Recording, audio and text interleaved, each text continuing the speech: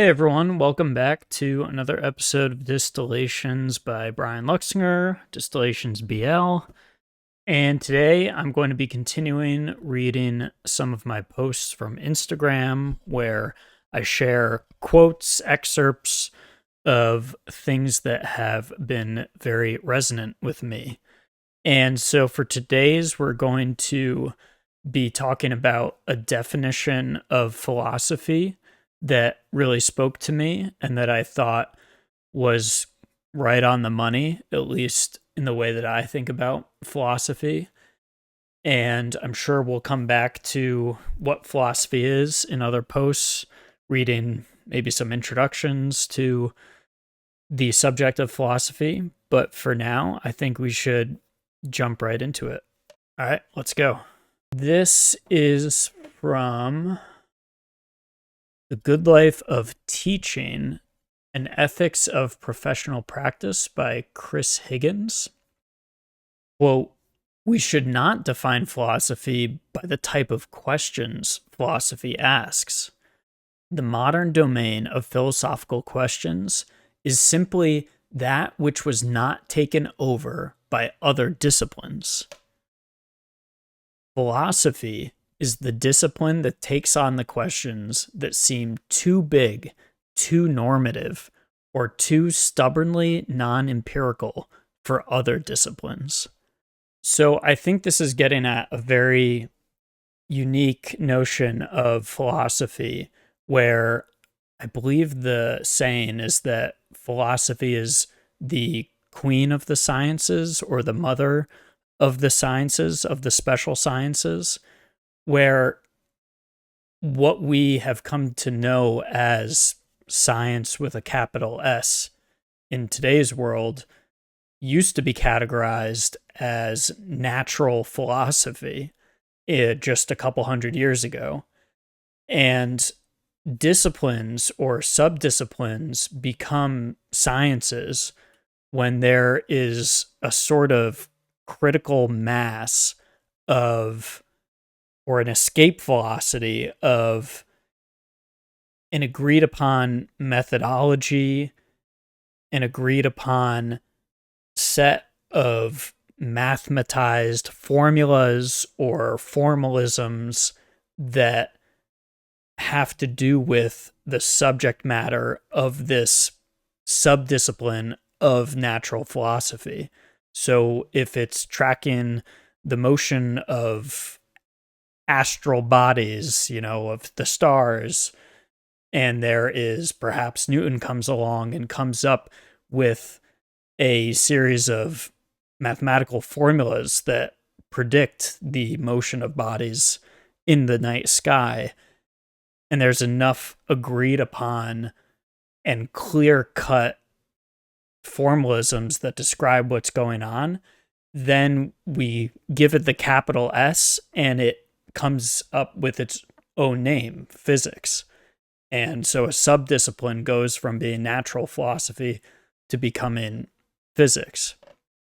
And philosophy, the subject of philosophy, is sort of like the last man standing. It's all of the questions that have not splintered off and become their own independent fields of study or special science with a capital S. So what remains are those questions that are, like he says here, too big, just too big. Maybe why is there something or why is there anything rather than nothing, that still seems to elude even physics of the early universe and the Big Bang.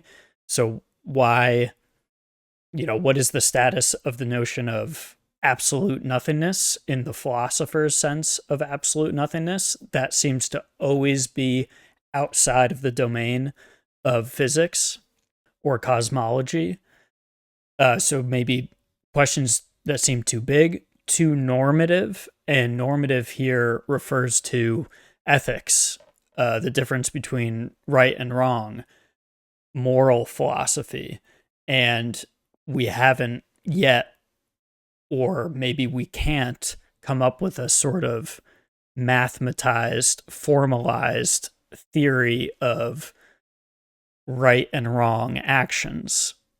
Figuring out whether or not something is morally good or morally bad may be the sort of question that will, like the nature of absolute nothingness, always remain outside of the tools of mathematics or a particular methodology that people would call scientific, or too stubbornly non-empirical for other disciplines. And so if there isn't enough evidence, empirical evidence, that we could point to things directly in our experience, if there are maybe very specific metaphysical questions. So there's an entire field called mereology, which is the study of wholes and their parts. Is that the sort of thing that is empirical, or is that more of a subject that can only be investigated through intellectual means? And it doesn't really matter what happens in our experience. What happens is, what is a whole? What is a part? It's more akin to a math problem and doing math in your head rather than looking at the world and drawing from experience. So there's another very famous paradox called the Sorites paradox. And that has to do with the problem of gradations when defining a certain phenomenon. So the idea is you have sand, and at what point do you call multiple particles of sand a heap? So is it 1 grain of sand, 2 grains of sand, 3 grains of sand, 4, 5, 6, 7, etc.? When do we call that a heap? And so while there's an empirical component to this question, it's more a problem of classification and how we assign a category of meaning to the notion of heap versus an arrangement of individual grains of sand. And those sorts of questions that maybe seem very abstract end up becoming relevant to the more empirical sciences that have their own discipline that's been standardized and called a capital S science. So what I liked about this picture of what philosophy is that you are sort of always taking one step back. I mean, the mental exercise that I always liked doing was zooming out, zoom out, zoom out. Look for context. Look for the thing behind the thing that explains the thing, if that makes sense. Where basically there's always discussion about whatever topic, but are the fundamental aspects of that topic being interrogated? Do we really know what's going on, or how we define this particular element within this topic so that we know what we're talking about when we're talking about it?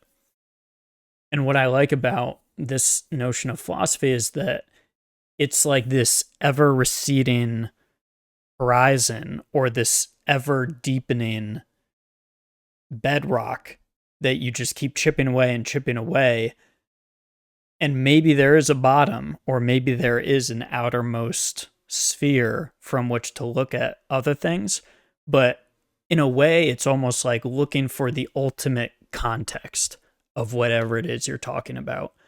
And I think I've always had this intuition that you can never understand a thing alone. You can only ever understand it in context. And so to understand anything means to go on a journey looking for the ultimate context. And as soon as you start asking contextual questions about whatever subject, you end up pretty quickly bumping into philosophy or philosophical questions. Because philosophical questions are those questions that live in that liminal boundary space where if there's a discipline that's splintered off from philosophy, that means that there's some rupture of the discipline, the special science, or what have you. And then the questions that are too big, too normative, or too stubbornly non empirical for those disciplines. And so, what makes this thing empirical versus non empirical? Well, that's another boundary question. Then you have to understand what's the definition of empirical, what's the definition of non empirical, et cetera, et cetera. So, the way that I visualize this in my head is that there is a series of concentric circles, and disciplines or topics or sciences you can represent in the innermost circle. And then as you get out and get out and get out, there is sort of a space outside of all the circles, and that is the domain of philosophy. And then the things within those circles, making sense of those things within the circles, can only be done in reference to the outermost circle. And so if you're asking what a particle is, what an electron is, it's going to involve notions such as parts and their wholes.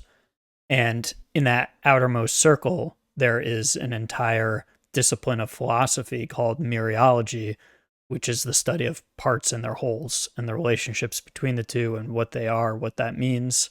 And so then all of a sudden, the idea of a particle is subject to analysis from a greater context that frames something that you hadn't explored or questioned in a new light.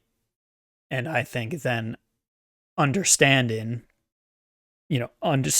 under whatever the thing is you're trying to understand becomes apparent. Oh, I am now understanding this more specific and focal and concentric thing. All right, so let's see what else we got going on. So, quote, "There are nowadays professors of philosophy, but not philosophers," Thoreau once quipped. And while this is overstated for emphasis, it contains a kernel of truth.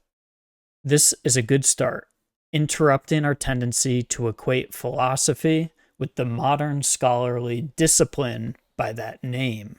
This is cool because it's now making another distinction where what I was just talking about before is that even the modern scholarly discipline by the name of philosophy is that contextual exercise where you're always zooming out and finding the sorts of questions that cannot be categorized into a subdiscipline. You're in that gray area, you're in that liminal space, but you could put a name to lots of those kinds of questions and debates, and those are the subject matters of modern scholarly disciplines, like mereology, like the philosophy of mathematics, like the philosophy of physics, like ontology, like the debate between free will and determinism, and on and on and on.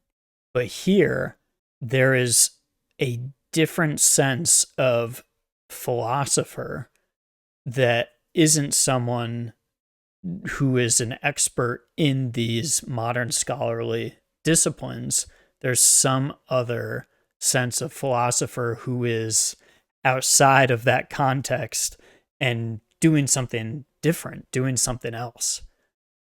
So we have to keep going to figure out what's the difference between the philosopher that Thoreau is quipping about versus a modern scholarly philosopher who is employed at a university and has a PhD in one of those areas that we were talking about, like focusing on the philosophy of physics, focusing on ethics as a subdiscipline of philosophy. Quote, as it is customary to note, this older sense of philosophy is visible in its etymology, from philia, love or friendship, and sophia, wisdom. Admittedly, etymological arguments like this are easily abused, as each step in the chain, words have an essential meaning, which is their original meaning, which is revealed by our etymological reconstruction, is suspect. And if the goal is to find the meaning of the practice anew, the phrase love of wisdom is probably too hackneyed and breathless to help. Love is mushy and overused, absolutely. And wisdom may be even harder to stomach, as it is overtaken by connotations of gurus dispensing pseudo profundities. Check. I mean, that's totally checks out. However, perhaps we can keep the basic idea, which might help us fight off the hypostatization of philosophy in this age of scholarship and professionalization, while searching for fresh language to bring the point home. There are nowadays professors of philosophy, but not philosophers. Okay, that's the quote. This is a good start, interrupting our tendency to equate philosophy with the modern scholarly discipline by that name. But how shall we name the broader enterprise? Here, I think the poet Rainer Maria Rilke, I don't know how to pronounce it, but I've heard the name Rilke, can help, offering one of his famous letters to the young Franz Capus an eloquent description of the philosophical attitude. You are so young, so before all beginning, and I want to beg you, as much as I can, dear sir, to be patient towards all that is unsolved in your heart, and to try to love the questions themselves, like locked rooms and like books that are written in a very foreign tongue. Do not now seek the answers, which cannot be given you, because you would not be able to live them. And the point is to live everything. Live the questions now. Perhaps you will then, gradually, without noticing it, live along some distant day into the answer. Wow. So, what Rilke is saying here is it's the questions. Love the questions themselves and become comfortable with the fact that the answers aren't going to appear before the questions do, or even soon thereafter.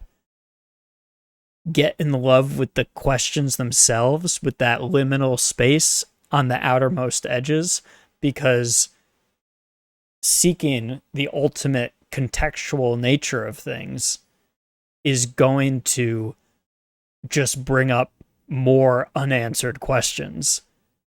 And the expectation of answers too quickly is not going to bear any fruit, and it's not really the point. There's something about the philosophical attitude and a philosophical way of life. Living the questions is the point. Interrogating the understanding, the thing that is underneath all other things, getting to that depth and exploring that depth and crossing that boundary into the liminal space, which engenders new questions again and again. Living in here, that process of going underneath and digging up. I'm using lots of metaphorical language here. I'm trying to get at this thing. It's under, it's digging and dirt everywhere and not really knowing what layer you're on, and it's the questions that got you there, and it's more questions that come up from there. And that is the philosophical life, is doing the digging. Are you going to find what you're digging for? Maybe, maybe not. And if you do, it's a lot deeper than you thought it was. I think that's the thing. Don't expect that it's underneath the first layer of dirt that there's going to be the treasure chest or whatever it is, the answer. You're going to have to dig a lot further. And so don't expect it all to be right beneath the surface. It's going to be deep. It's going to be a lot deeper. And becoming someone who digs, that's the philosophical way of life. An archaeologist, becoming that kind of archaeologist, a digger, that's what we're aiming for. All right, I don't know if I'm getting a little carried away here, but if you're with me, thank you for sticking with me. Quote, Rilke offers us a fresh translation of philosophia. Philosophy involves trying to become a friend to the open question. It is a love for the openness a true question provides. I think that's capturing what I was getting at with all of my incomplete metaphorical language. Becoming a friend, having a love for the open question. The question that does not close itself. As soon as it's a closed question, it becomes a science. It becomes a subdiscipline. It goes from natural philosophy to physics, from natural philosophy to biology, to evolutionary theory, etc., etc., etc. That's when the questions are closed. The philosophy of biology, the philosophy of physics, the philosophy of evolutionary theory, these sorts of domains are the liminal space. That's where questions are still open. That's where questions are still being asked. That's the separation point, where on one side is all the closed questions and the sciences just continuing doing their thing.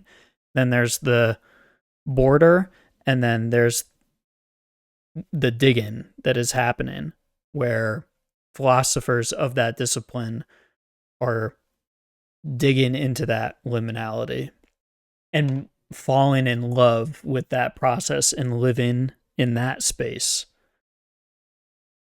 And just continuing to dig. That's becoming a friend to the open question. And knowing that, you might be digging for a long time till you get to the center of the earth, or you pop out on the other side in China. Like, I don't know. I think that's what we're getting at here. Quote, one understandable reaction to this passage, indeed it is the one I typically have, is to think that Rilke has gotten a bit carried away here. And myself, getting a little carried away, perhaps. It is one thing to warn us against treating questions like itches to be scratched or problems to be solved. But to speak of loving the questions themselves suggests a proscription against any sort of looking for, finding, or valuing of answers. That's a great point. It's taking the emphasis off of the object, the goal of the open questions is that you're seeking the treasure chest, you're seeking the answer, you're seeking the understanding. I mean, if it's a hole, if you're digging a hole and you're trying to understand, then if you keep digging all the way through the center of the earth, maybe out to the other side, you're never actually standing. You're never on firm ground. The answer is the firm ground. You dig, you find the answer, and you stand there, and then you understand the subdiscipline, the special discipline, the thing that's in the center of the concentric circle.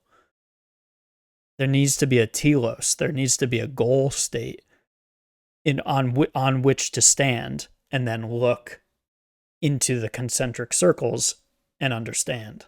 the thing.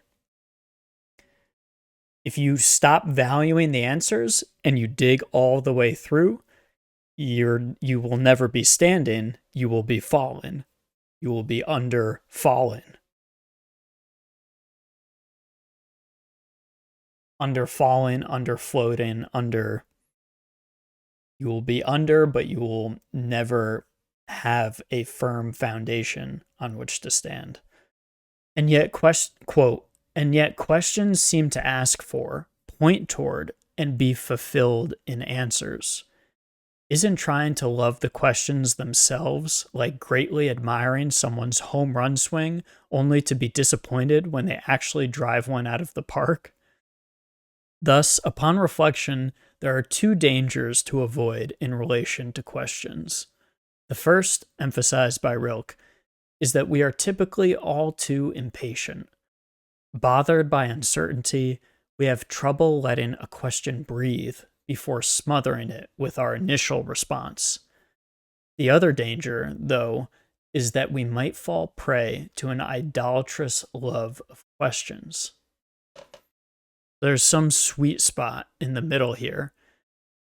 And what I was trying to get at originally is like, you can't expect the treasure chest to be underneath the first layer that you remove with the shovel. You can't be too impatient and want to answer the question immediately. You have to have this expectation that there's going to be lots of digging involved to understand the thing.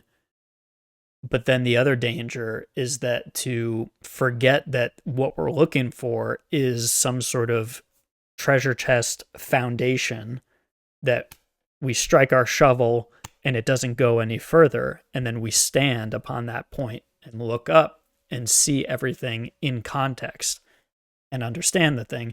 We can't lose sight of that foundation. We might fall prey to an idolatrous love of questions, love of removing layers, love of breaking boundaries and existing in that under fallen liminal space. Quote, after all, the beauty of a question lies in its power to open up new worlds, new room to think, breathe, and move. True question is dynamic, and thus a true love of questions must mean following the action, not parking in front of a shrine to pure questionhood. With that caveat, though, we can appreciate Rilke's challenge to master our impatience and learn to live with our questions. In this way, Rilke offers us a fresh translation of Philosophia. Philosophy involves trying to become a friend to the open question.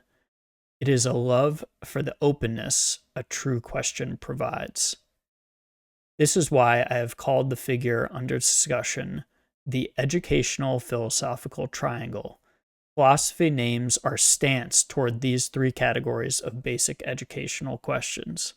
The educational intellectual, or if you can hear this now in a broader sense than the professional one, the educational philosopher is a friend to these questions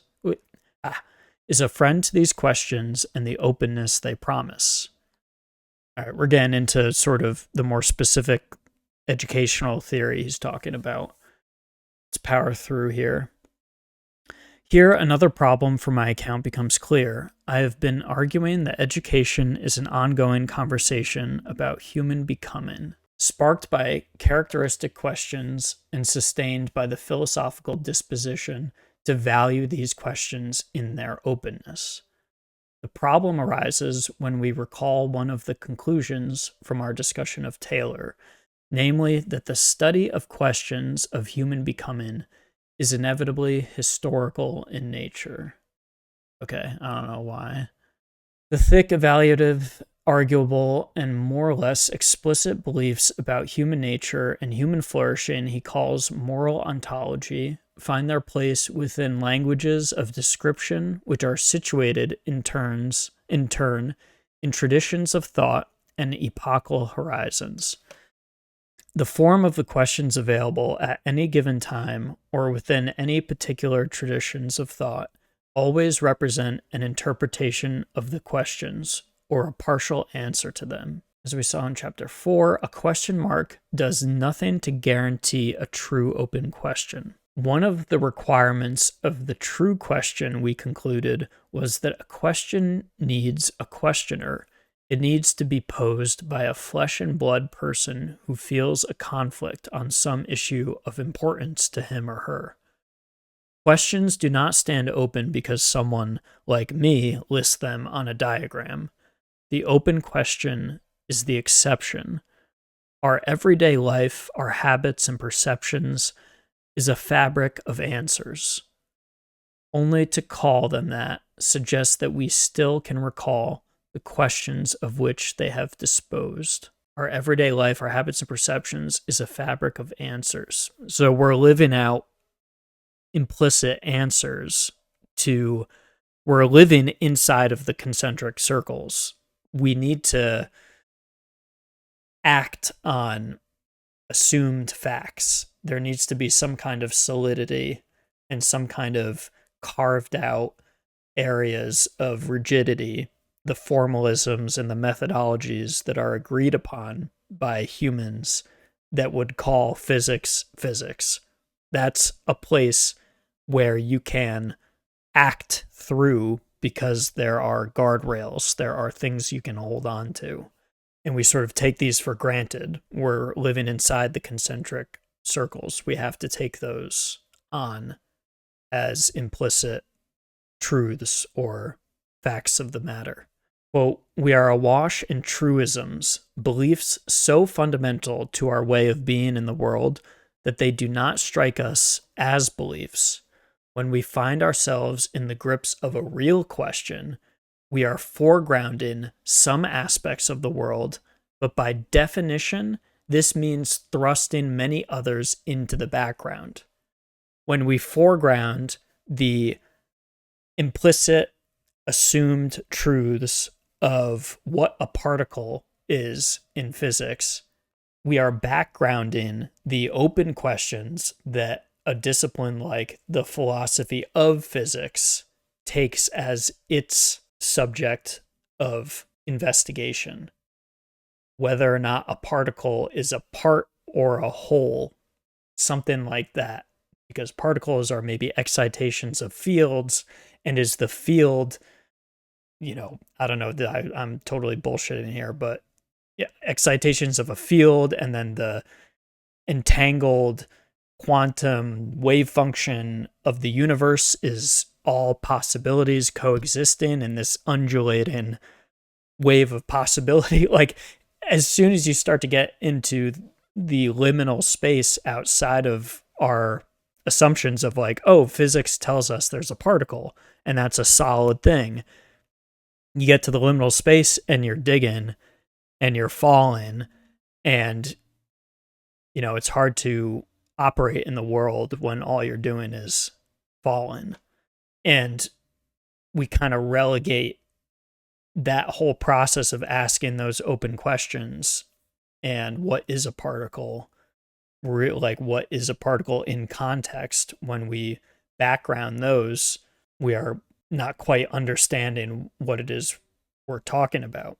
Quote, rooted in a particular time and place, culture and language, situated in a particular tradition of inquiry, each of us finds that certain questions captivate us more than others, and being open in one direction comes at the price of blindness in others. All right, so that was fun. That was, I might have gone a bit more off the rails than usual, but I guess I kind of like that. That's sort of the point, is to get caught up in some of these things. Could be total off in La La Land, but hopefully you got some value out of that.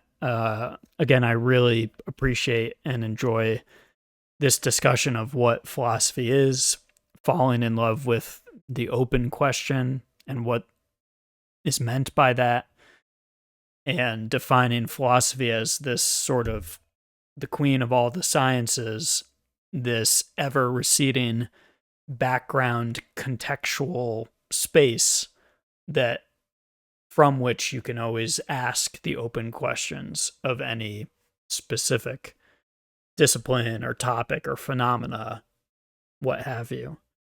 So I hope I'm making sense. Thank you so much for listening. I hope you enjoyed. If you did, please consider liking, subscribing, commenting your thoughts, and sharing with a friend. It is greatly, greatly appreciated, especially in the beginning here where I'm really attempting to grind a bit more and put more stuff out, and I'm hopeful and excited to see where this goes. So thank you again. Have a great day, and that's it for now.